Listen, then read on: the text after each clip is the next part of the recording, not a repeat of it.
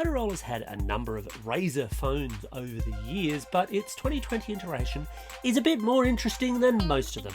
It's the company's first foldable phone, and I recently had the chance to have a really quick little hands-on with its new foldable device before it goes on sale here in Australia.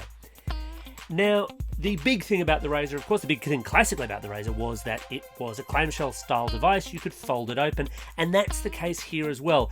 The difference here, though, is that the way we tend to look at phones in 2020 is that the phone as open here is a phone. The closed version is where the fold is.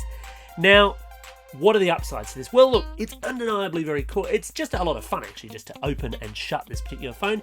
It feels fairly solid. I have tested out the only other largely available foldable phone in the market, the Samsung Galaxy Fold previously, and this has that same kind of pleasing sensation when you close it. One other little nice trick here is that I'm told that if you do close it while you're on a call, it will actually stop that call, which has a kind of satisfying finality to it if you really like hanging up on people in a forceful way.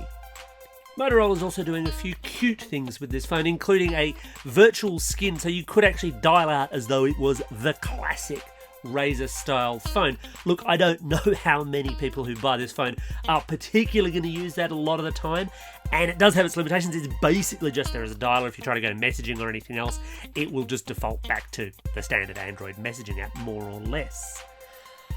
There's some other interesting limitations with this design. There's a single camera, so you use the same camera for selfies as you do as the rear mounted. That's kind of in the nature of the design of the phone.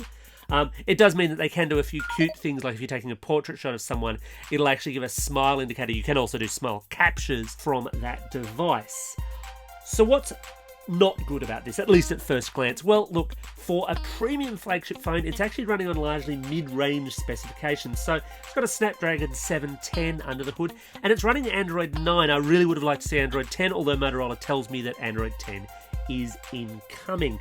There's a 2510 milliamp battery there, which is not the largest, although that's to do with the thinness of the phone. There's only so much space for battery capacity. Didn't really get the chance to test out how long that battery might last. Motorola's claim is that it's good for a day's worth of charging. It'll do fast charging over USB-C, so when you do need to top it up, then you should be good to go. It's also a fixed storage phone, and in fact it's even a fixed SIM phone because it's eSIM only. Now, that shouldn't be a big problem for most carriers, but it's a new approach that we really haven't seen in this market. Typically, we've seen some eSIM phones, but they've usually at least had a SIM slot to go with it.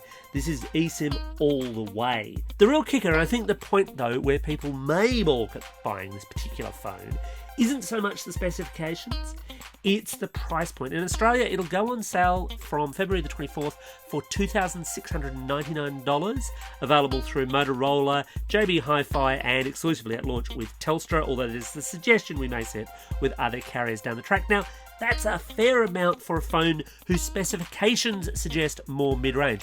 You are paying for that folding form factor, and the reality is, look, in 2020 we're probably going to see more of these. Samsung has certainly got one waiting in the wings. There's suggestion Nokia may have a model coming as well. So this might be something where early adopters are paying an awful lot for Motorola's engineering. Still, I walked away from my time with the RAZR quite impressed. It's a really nice device. I don't know that I would spend my own money on it, but it's certainly intriguing, and certainly it's a very eye-catching device, as foldable phones tend to be. That's my take anyway. What do you think? Let me know in the comments below. Thanks for watching, and don't forget to hit like and subscribe.